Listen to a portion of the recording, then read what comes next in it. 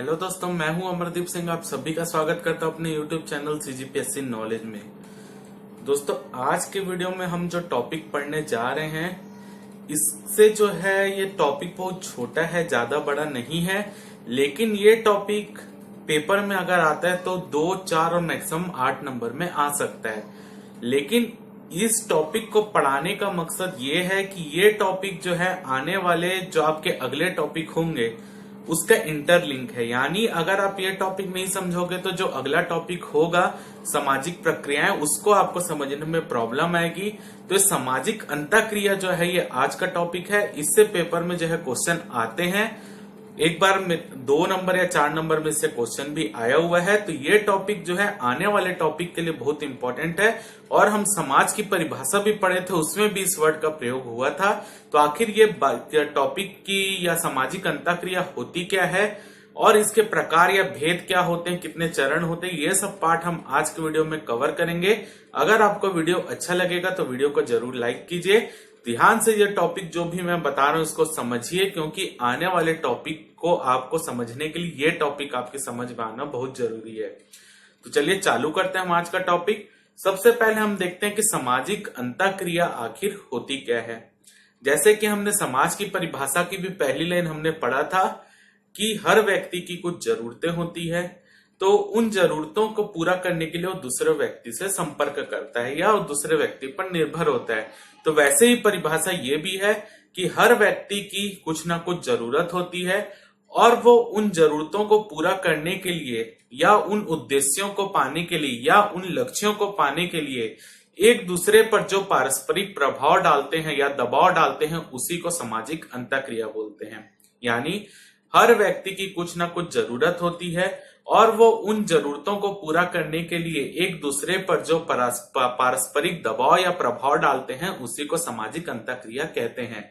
तो सामाजिक अंतःक्रिया जो मैं अभी समझाऊंगा, उसके बाद हम एक और परिभाषा समझेंगे तो आपको और अच्छे से उसको समझ आ जाएगा जो भी मैंने कहा।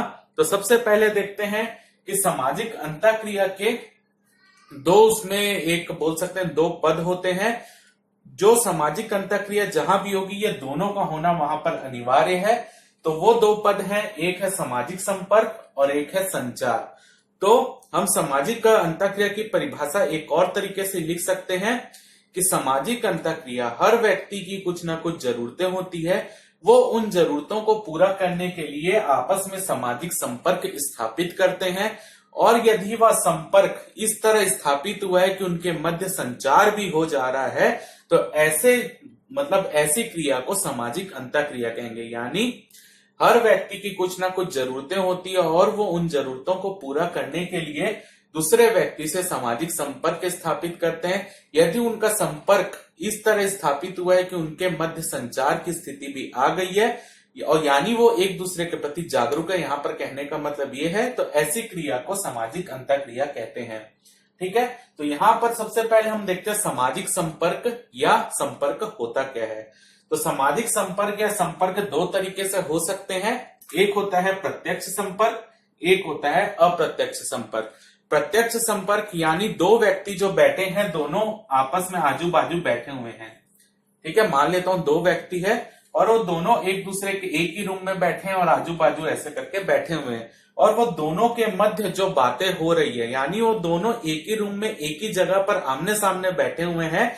तो आमने सामने बैठकर जो बातें होती है, ऐसे चीजों को प्रत्यक्ष संपर्क कहा जाता है। यानी जहां पर जो 2 व्यक्ति के मध्य क्रिया करवाना है वो एक ही जगह बैठे हो, तो ऐसे संपर्क को बोला जाता है प्रत्यक्ष संपर्क, यानी आमने सामने बैठकर।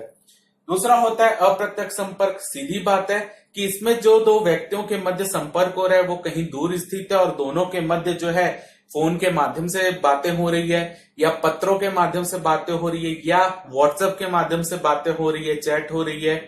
तो ऐसे संपर्क को अप्रत्यक्ष संपर्क बोला जाता है, जहां पर 2 व्यक्ति जिनके मध्य अंतःक्रिया होने वाली है वो आसपास स्थित ना हो, कहीं दूर स्थित हो और उनके मध्य संपर्क स्थापित करने के लिए किसी तीसरे का सहारा लिया जा रहा हो। जैसे यहाँ पर फोन का सहारा हो सकता है या दोनों के मध्य एक और व्यक्ति हो जो दोनों की बातों को एक दूसरे तक पहुंचा रहा हो, ये भी हो सकता है। तो प्रत्यक्ष संपर्क जहां पे आपस में साथ में बैठे हो और अप्रत्यक्ष संपर्क जहां पर दूर में बैठे हो।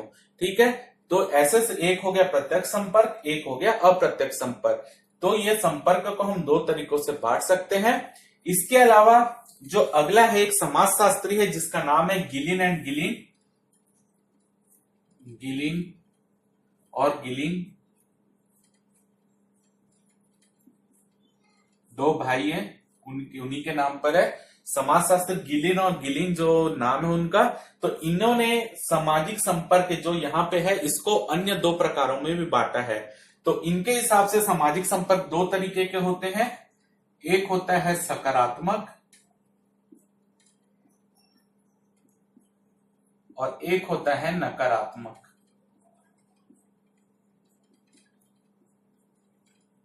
ठीक, ये जो पॉइंट है ये आपके आने वाले जो हम कल वीडियो डालेंगे उसके लिए बहुत इंपॉर्टेंट है कि सकारात्मक और नकारात्मक संपर्क क्या होता है। सकारात्मक संपर्क, मान लीजिए आप दो दोस्त हैं और दोनों जो है पढ़ाई करने के लिए एक जगह इकट्ठे हुए हैं। ठीक है, यहाँ पे दो दोस्त हैं और दोनों जो है पढ़ाई करने के लिए एक जगह इकट्ठे हुए हैं। ठीक, दोनों ने कुछ कुछ पढ़ा है और एक दूसरे के ज्ञान को ये यहाँ पर बांट रहे हैं। ठीक है, यानी दोनों ने कुछ कुछ पढ़ा है और आपको जो आता है वो इसको बता रहे हो और इसको जो आता है वो आपको बता रहे हैं। ठीक है, तो इस तरीके से क्या होगा, आपका ज्ञान आपके दोस्त को जाएगा और दोस्त का ज्ञान आपको आएगा। यानी दोनों के मध्य किस तरीके की स्थिति उत्पन्न हो रही है, सहयोग की भावना उत्पन्न हो रही है, सात्मीकरण की या आत्मीकरण की भावना उत्पन्न हो रही है, या पर संस्कृति ग्रहण की भावना उत्पन्न हो रही है। कौन कौन सी, सहयोग, सात्मीकरण या आत्मीकरण, ये सबको मैं बताऊंगा डिटेल में सामाजिक प्रक्रियाओं में, और पर संस्कृति ग्रहण, पर संस्कृति ग्रहण। सहयोग की भावना, दो सहयोग आप समझ सकते हैं, दोनों एक दूसरे को ज्ञान को बांट रहे हैं तो सहयोग की भावना, एक दूसरे को समर्थन कर रहे हैं वहां पर। सात्मीकरण, एक दूसरे का जो भी चीजें हैं उसको आत्मसात कर ले रहे हो, यानी उसका ज्ञान आप ले रहे हो, इसका ज्ञान जो आपके दोस्त का ज्ञान आप उसको दे रहे हो। ठीक है, यानी एक दूसरे के ज्ञान को आत्मीकरण अपने अंदर उतार ले रहे हो। पर संस्कृति ग्रहण भी एक प्रकार से वैसे ही है जैसे मैंने कल बताया था, तो सात्मीकरण को मैं डिटेल में वहां पर बताऊंगा तो आपको और अच्छे से समझ आएगा। पर संस्कृति ग्रहण जैसे मैंने बताया था कि एक दूसरे के ज्ञान को, यहां पर मान लीजिए पर संस्कृति ग्रहण कैसे होगा कि यहाँ पर जो है एक व्यक्ति कम ज्ञानी है और दूसरा व्यक्ति ज्यादा ज्ञानी है। ठीक है, तो कम ज्ञानी वाला क्या करेगा, जो ज्यादा ज्ञानी वाला है उससे ज्ञान अर्जित करेगा। यानी यहाँ पर किसका प्रभाव स्थापित होगा, जो ज्यादा ज्ञानी होगा तो उसके ज्ञान को अपने में ले रहा है कम ज्ञानी वाला, यानी उसके ज्ञान को अपने में उतार ले रहा है, तो इसको पर संस्कृति ग्रहण बोला जाएगा। जैसे कि मैंने कल के वीडियो में भी बताया था कि दो संस्कृति आपस में मिल रही है तो अधिक शक्तिशाली संस्कृति क्या करेगी, कम शक्तिशाली वाली संस्कृति के ऊपर अपना प्रभाव स्थापित करेगी, और मतलब कम शक्तिशाली संस्कृति वाले होंगे वो अधिक शक्तिशाली वाली संस्कृति के सामने दब जाएंगे और उनके प्रभाव में आ जाएंगे। तो वही पर संस्कृति ग्रहण था, तो यहाँ पर भी वही चीज हो रहा है, तो इसी को बोला जाता है पर संस्कृतिकरण। तो ये जितने भी प्रभाव होते हैं ये सकारात्मक प्रभाव है।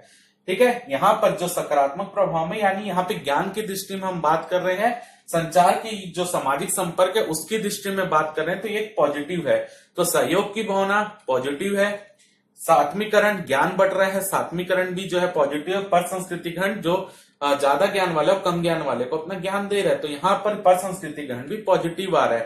तो इस प्रकार के जो संपर्क स्थापित हो रहे हैं उनको सकारात्मक संपर्क बोला जाता है। ठीक है, क्योंकि इसके जो फल प्राप्त हो रहे हैं वो सकारात्मक पॉजिटिव प्राप्त हो रहे हैं।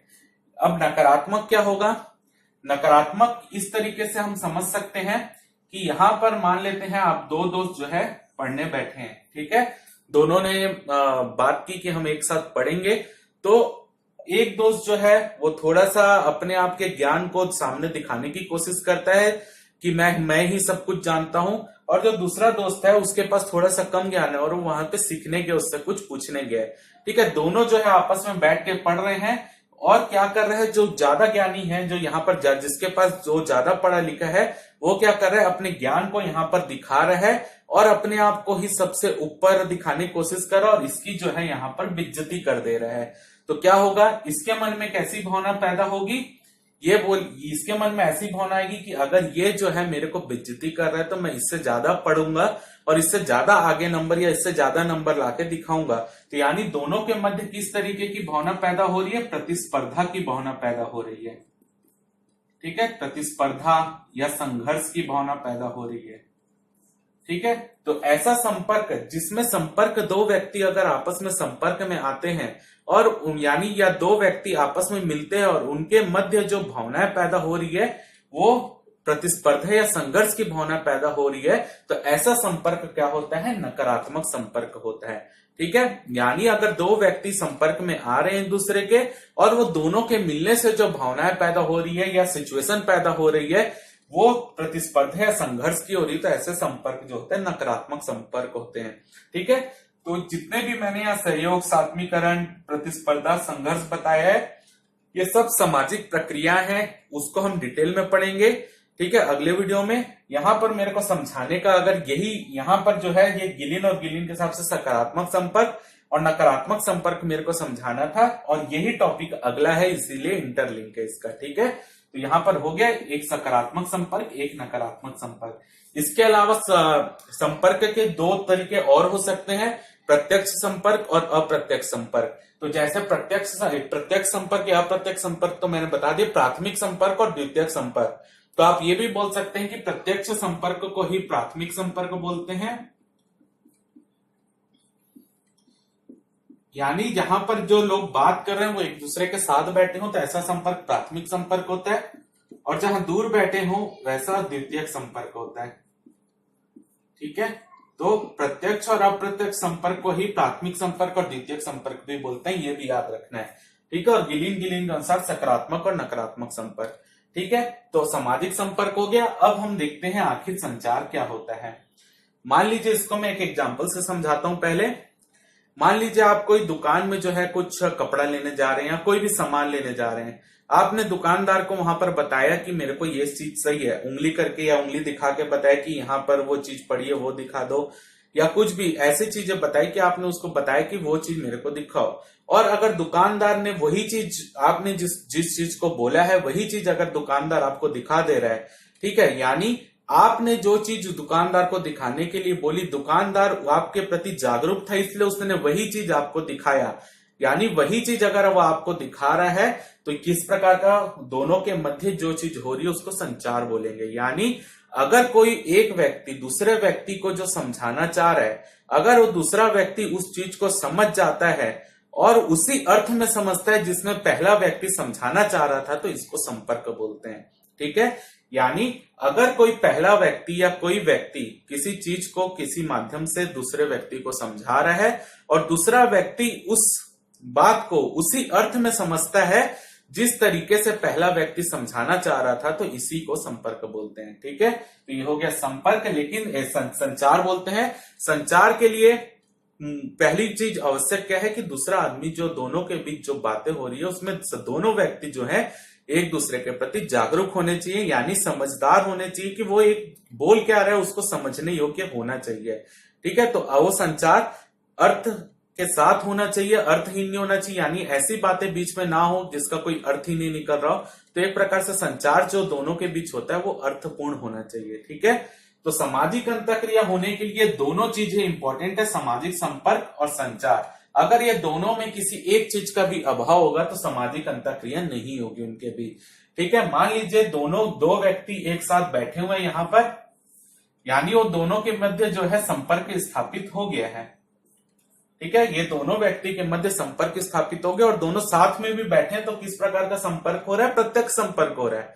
लेकिन ये व्यक्ति जो है इस व्यक्ति को कुछ समझाना चाह रहा है, कुछ चीज बोल रहा है, और दूसरा व्यक्ति जो है मान लीजिए ये फोन पकड़ के लगा हुआ है, फोन उसमें जो है मोबाइल पकड़ के कुछ उसमें काम कर रहा है, और जो ये व्यक्ति इसको बोलना चाह रहा है उस पर ध्यान ही नहीं दे रहा, यानी उनके मध्य संचार नहीं हो रहा है।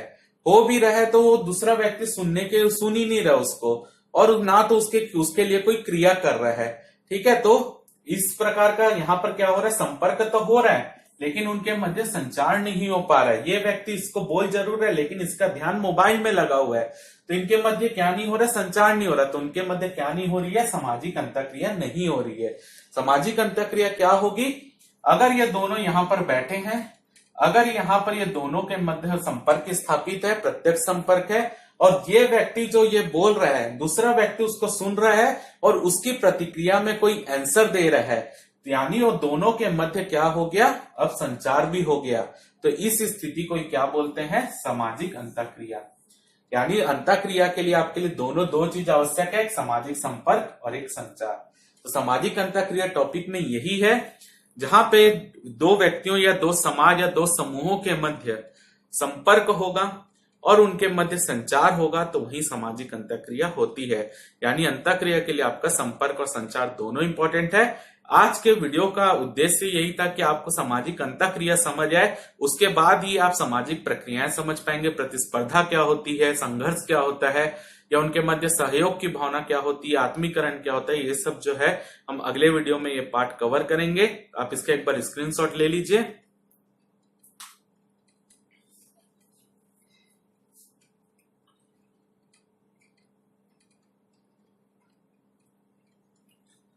तो उम्मीद करता हूं कि जो भी चीज मैंने समझाने की कोशिश की, बहुत सरल भाषा में समझाने की कोशिश की।